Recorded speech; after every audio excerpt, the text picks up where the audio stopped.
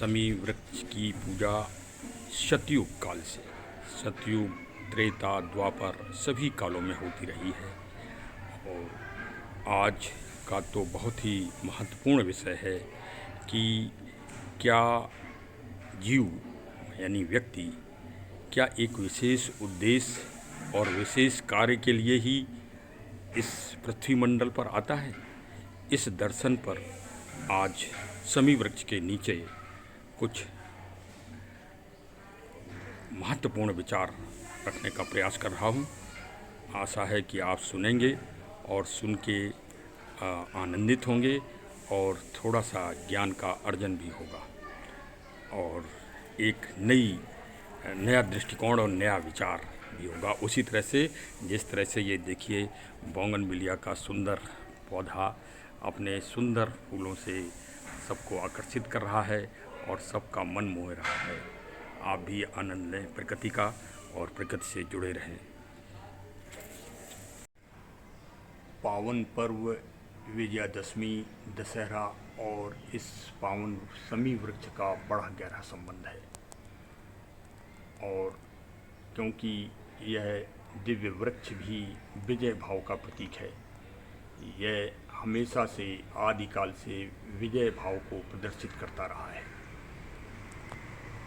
तो मैंने आज इसी वृक्ष के नीचे पर चर्चा करना उचित समझा इस महान विषय पर, क्योंकि ये एक परंपरा है कि वर्ष कोई भी मीटिंग होने के पूर्व वर्ष भर में उस विषय से जुड़े जो भी लोग हों उनको भी याद कर लिया जाए।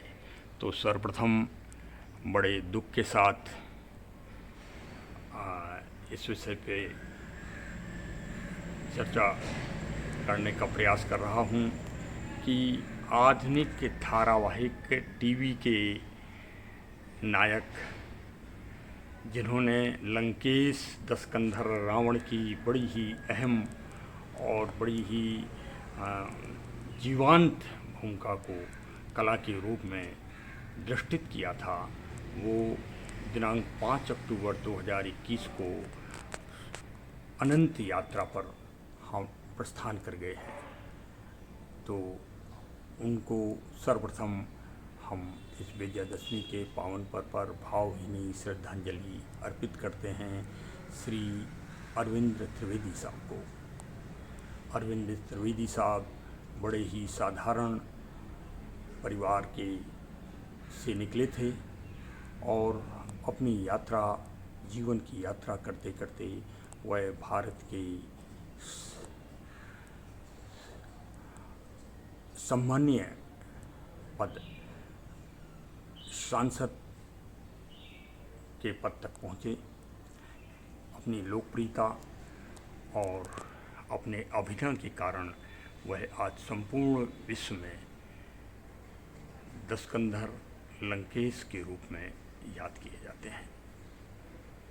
और उनके नाम लेते ही ऐसा आभास होता है जैसे रावण का साकार चित्रण हो रहा हो। अरविंद त्रिवेदी साहब जब रामायण सीरियल का निर्माण परम श्रद्धेय श्री रामानंद सागर साहब कर रहे थे, उस टाइम रावण की भूमिका के लिए 200 प्रत्याशी चयन प्रक्रिया में पहुंचे थे और श्री अरविंद त्रिवेदी साहब भी उस चयन प्रक्रिया के सदस्य मतलब उम्मीदवार थे, प्रत्याशी थे। और जब उनसे पूछा गया कि आप क्या करना चाहते हैं, तो उन्होंने कहा कि मैं तो केवट का रोल अदा करना चाहता हूँ। लेकिन उनकी भूमिका और उनका व्यक्तित्व, ओजस्वी व्यक्तित्व को देखकर श्री रामानंद साहब ने यह टिप्पणी व्यक्त की कि हमको जो सबसे ज़्यादा प्रमुख रूप से परेशान करने वाले नायक को चिन्हित करना था, लंकेश रावण को, हमको रावण मिल गया, लंकेश मिल गया और हमारी तलाश पूरी हो गई। उन्होंने टिप्पणी व्यक्त करते हुए कहा कि हम रावण को शक्ति के रूप में नहीं देखना चाहते थे, हम रावण की आंखों में भक्ति को देखना चाहते थे। भक्ति हो जिसकी आंखों में दयालुता हो, जिसकी आंखों में कृपालु, जो दयालु हो। मैं ऐसे व्यक्तित्व की तलाश कर रहा था। उस तलाश में आप पूरी तरह से हमारे 100% हमको प्राप्त हुए हो। और श्री अरविंद त्रिवेदी साहब का रावण की भूमिका के लिए चयन हो गया और उन्होंने अपना 100% बड़ी ही मेहनत और लगन और परिश्रम के द्वारा उसको साकार किया। वह हमेशा हमेशा के लिए नायक कलाकार की भूमिका में अमर रहेंगे। हम कुछ देर शांत रहकर उनके लिए प्रार्थना करते हैं कि उनको भगवान राम ने असली रावण को भी मोक्ष गति प्रदान की थी और वैकुंठ धाम प्रदान किया था। हम सब आज प्रार्थना करें कि डॉक्टर श्री अरविंद त्रिवेदी साहब भी भगवान के लोक में वास करें और उनकी आत्मा को सुख शांति प्राप्त हो। श्री अरविंद त्रिवेदी जी के व्यक्तित्व में अद्भुत गुण थे। वह एक तरफ जहाँ भगवान शिव के अनन्य भक्त थे, वहीं भगवान राम से भी उनको असीम स्नेह बचपन से ही था। ये उनके जीवन की यात्रा में समय समय पर देखने को मिला। रामायण सीरियल के अलावा भी मैंने उनके शिव तांडव स्तोत्र का उच्चारण सुना है। वो उच्चारण इतना ही दिव्य और इतना ओजस्वी था कि यदि आप एक बार उसको सुन लें तो आप पाएंगे कि वो महान विद्वान और महान पांडित्य उनको प्राप्त था। एक श्री रामायण सीरियल में जब वह लंकेश रावण की भूमिका में जाया करते थे तैयार होकर, तो वह पहले भगवान प्रभु श्री राम जी से पहले क्षमा याचना करते थे और उन्होंने अपने मूल घर गांव इंदर, जो गुजरात स्टेट में साबरकांठा स्थान पर स्थित है और उनका पैतृक घर है, वहाँ पर भगवान श्री राम जी की 6 फीट ऊंची आदमकद प्रतिमा को बना रखा था और वहीं वह प्रार्थना करते थे कि हे प्रभु श्री राम, यदि मैं आपके विरुद्ध जो उच्चारण करूँगा सीरियल में, उसके लिए मुझे क्षमा करें। उन्होंने कितना बड़ा त्याग और कितने बड़े योगी थे कि जो लंकेश रावण का सीरियल में मुकुट बना था उसका वजन करीब 10 किलोग्राम का होता था और उस 10 किलोग्राम वजन को अपने सिर पर रखकर उन्होंने अद्वितीय रूप से अपना कार्य किया, जिसके लिए वह हमेशा हमेशा के लिए अमर हो गई। और उनकी कला और उनकी योग्यता को देखकर लगता है कि वास्तव में उनका जन्म इसी महान भूमिका के लिए हुआ था। श्री रामचरितमानस इस सिद्धांत और इस दर्शन को पूरी तरह से सारगर्भित करती है।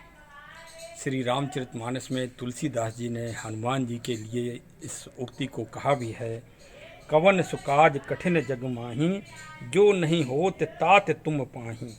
राम काज लग तब अवतारा, सुनतहु भयहु पर्वताकारा। तुलसीदास जी ने कहा है, किष्किंधा कांड में ये विवरण है कि भगवान हनुमान जी को उनके बल और उनके ओजस को याद दिलाने के लिए कई तरह के शब्दों का उच्चारण जामवंत जी ने किया जब वो लंका के लिए जाने को तैयार थे। लेकिन हनुमान जी में किसी भी बात को अपने पिता की बड़ाई को सुन के, अपनी बड़ाई को सुन के उनको ऊर्जा और जोश नहीं आया। जब उन्होंने राम काज का नाम सुना, उसी के साथ उनमें उत्साह और ऊर्जा का संचार हुआ। तो रामचरितमानस इस बात की पुष्टि करती है कि जो व्यक्ति इस भूमंडल में आया है वह एक विशेष कार्य के लिए आया है। ये एक महान दर्शन है। और वही आगे चल के लंका कांड में भी उदाहरण मिलता है कि मेघनाद को भगवान स्वयं श्री राम जी नहीं मार सकते थे, वो लक्ष्मण जी को मारने की क्षमता थी। इसीलिए युद्ध विशेष में लक्ष्मण जी को मेघनाद का वध करने के लिए भेजा गया। तो मेघनाद का वध करने के लिए लक्ष्मण जी पैदा हुए थे और राम काज के लिए श्री हनुमान जी पैदा हुए थे। और दशकंधर लंकेश के लंकेश का अभिनय करने के लिए श्री अरविंद त्रिवेदी साहब इस दुनिया में आए थे। और श्री रामायण सीरियल के जो भी नायक और कलाकार हैं, वास्तव में वो दुर्लभ व अद्वितीय हैं। और हम सब मिलकर आज विजयादशमी के पर्व पर उनकी कुशलता, उनके सुख और उनकी शांति के लिए सभी लोग प्रार्थना करते हैं। विजयादशमी के पावन पर्व पर सभी को बहुत बहुत हार्दिक शुभकामनाएं। धन्यवाद।